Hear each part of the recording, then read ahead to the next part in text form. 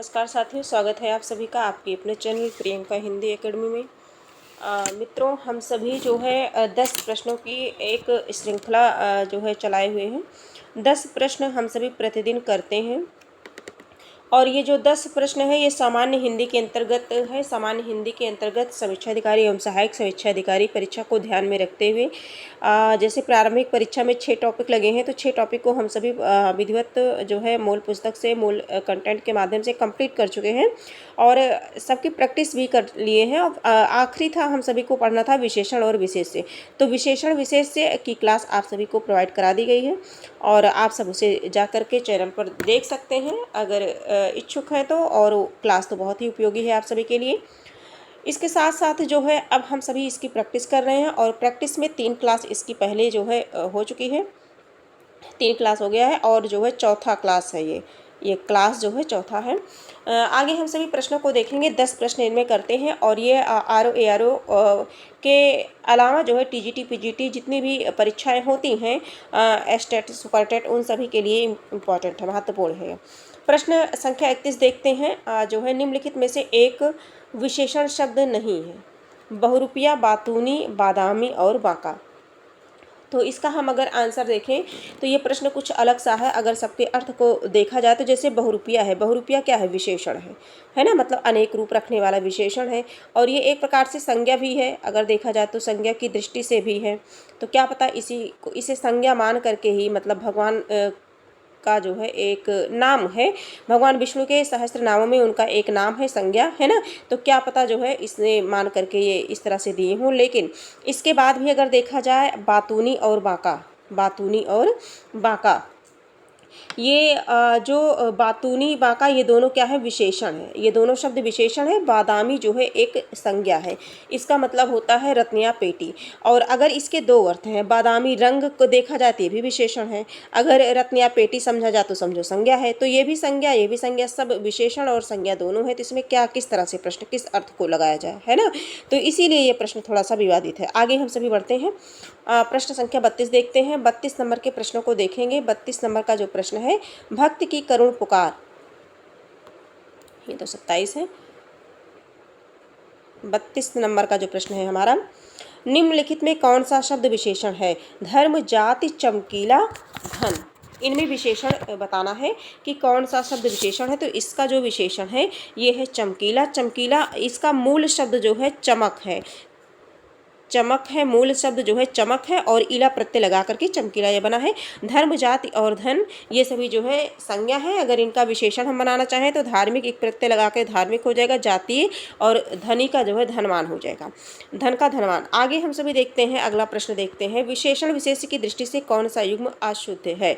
तो दृष्टि, दृष्टवंत, गुरु, शिष्य, दीपक, तेल और मणिरत्न। करेक्ट आंसर हमारा ए हो जाएगा। आगे हम सभी बढ़ते हैं, अगला प्रश्न देखते हैं। प्रश्न संख्या 34 देखते हैं। निम्नलिखित कथनों में से अशुद्ध कथन है जो केवल सर्वनाम की विशेषता बताए उसे विशेषण कहते हैं। तो जो केवल सर्वनाम की अशुद्ध कथन पूछा गया है, थोड़ा सा छोटा कर लेते हैं, चारों ऑप्शन आ जाए जिससे प्रश्न भी आ जाए। अशुद्ध कथन पूछा गया है, अशुद्ध कथन। तो जो केवल सर्वनाम नहीं होगा, यही हमारा पहला ही गलत हो गया।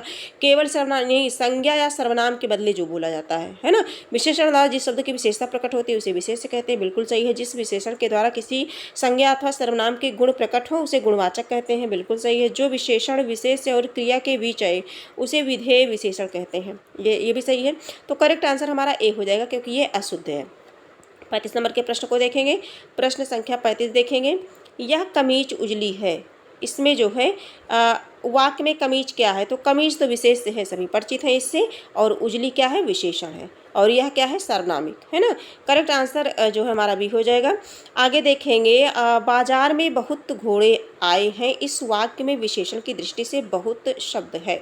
तो इसमें बहुत शब्द बताना है। बहुत शब्द जहाँ पर बहुत रहे, जहाँ पर कुछ रहे, है ना, वहाँ पर क्या होता है? अनिश्चित परिणाम बोधक होता है, अपूर्णांक बोधक, या तुलनात्मक, या अनिश्चित परिमाण बोधक विशेषण को विस्तृत अच्छी तरह से पढ़ाया गया है जो है। तो आप सभी जो भी प्रतियोगी भाई बहन हमारी क्लास देखे होंगे वो बिल्कुल सही बता पाएंगे। इसका जो करेक्ट आंसर है 36 का, वो क्या हो जाएगा? अनिश्चित।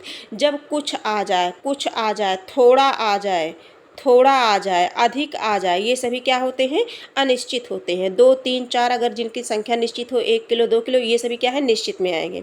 आगे हम सभी देखेंगे धुंधला शब्द में विशेषण है। 37 नंबर का प्रश्न है, धुंधला शब्द में विशेषण है, कौन सा विशेषण है बताना है। संख्यावाचक है कि गुणवाचक है, सार्वनामिक है या उपयुक्त में से कोई नहीं, इनमें बताना है कि कौन सा है। 37 नंबर का जो प्रश्न है धुंधला, तो ये गुणवाचक विशेषण है। कैसा है, गुणवाचक विशेषण है। आगे हम सभी देखेंगे, हाँ ये गुणवाचक विशेषण है, थोड़ा सा पढ़ लेते हैं। उपयोगी है, जैसे 1, 2, पहला, तीसरा, दूना, तिगुना, ये सभी जो है संख्यावाचक विशेषण से संबंधित है। सार्वनामिक में यह वह ऐसा वैसा, ये सभी सार्वनामिक विशेषण के अंतर्गत आते हैं। सरीखा शब्द में विशेषण है, 38 नंबर का प्रश्न है। सरीखा शब्द में विशेषण है, गणनावाचक विशेषण, गुणवाचक, समुदायवाचक और क्रमवाचक। 38 नंबर का प्रश्न है। 38 नंबर का जो प्रश्न है, तो ये गुणवाचक है। सरीखा, सरीखा शब्द जो है गुणवाचक है, और गणनावाचक में 1, 2, 3 अभी बताया गया। समुदायवाचक में जैसे दोनों हो गया, तीनों हो गया, ये जो समुदाय है जैसे दोनों हो गया, दोनों हो गया, तीनों हो गया, पहला, दूसरा, तीसरा, ये जो है क्रमवाचक है। ये जो क्रम से है, एक पहले, एक फिर दो फिर तीन, इस तरह से क्रम से है। पहला दूसरा मतलब 1, 2 नहीं, पहला दूसरा, है ना। आगे देखेंगे 39 नंबर के प्रश्नों को देखेंगे।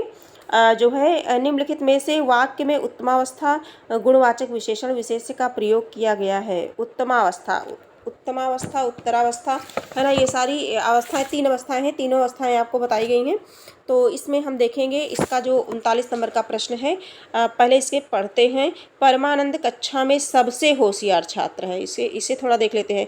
मनमोहन ने इस दुकान से 1 किलो टमाटर खरीदा, 1 किलो टमाटर खरीदा। इस पौधे में इतना पानी मत डालो। विजय पहलवान एक दिन में 4 लीटर दूध पीता है। इसमें बताना है, तो करेक्ट आंसर हमारा यही हो गया ना, सबसे अधिक, सर्वोत्तम, सर्वोत्कृष्ट, है ना। करेक्ट आंसर हमारा ए हो जाएगा। आगे देखेंगे, आगे हम सभी देखेंगे निम्नलिखित में से कौन सा शब्द गुणवाचक विशेषण है। गुणवाचक की बात की जा रही है, गुणवाचक विशेषण है। उचित, पांचवा, कुछ और, तीन, निम्नलिखित शब्दों में से कौन गुणवाचक विशेषण है। 40 का हो जाएगा उचित। करेक्ट आंसर क्या हो जाएगा, उचित। उचित क्या है, गुणवाचक है। अगर हम पांचवे की बात करें तो पांचवा हमारा क्या है, ये क्रमवाचक है, क्रमवाचक है पांचवा। और कुछ जो है, कुछ, अधिक, थोड़ा, ये सब क्या है, अनिश्चित परिणामवाचक है। और 3 क्या है, गणनावाचक है।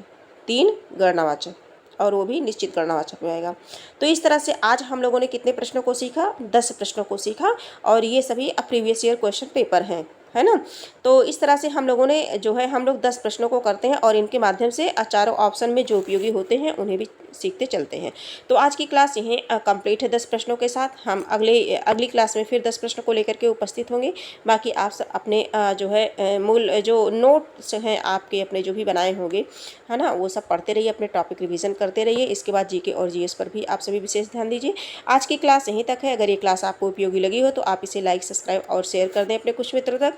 हाँ, कमेंट में अपने सुझाव अवश्य लिखें, और अगर किसी टॉपिक में आपको कोई भी प्रॉब्लम होती है तो कमेंट बॉक्स में आप उसे यदि लिख देंगे तो उस पर जो है पूरी चर्चा हम सभी करेंगे। सरल से सरल शब्दों में आप तक जो है पहुंचाने का प्रयास करेंगे उस क्लास को, और उस पर जो है प्रश्नोत्तरी भी होगी।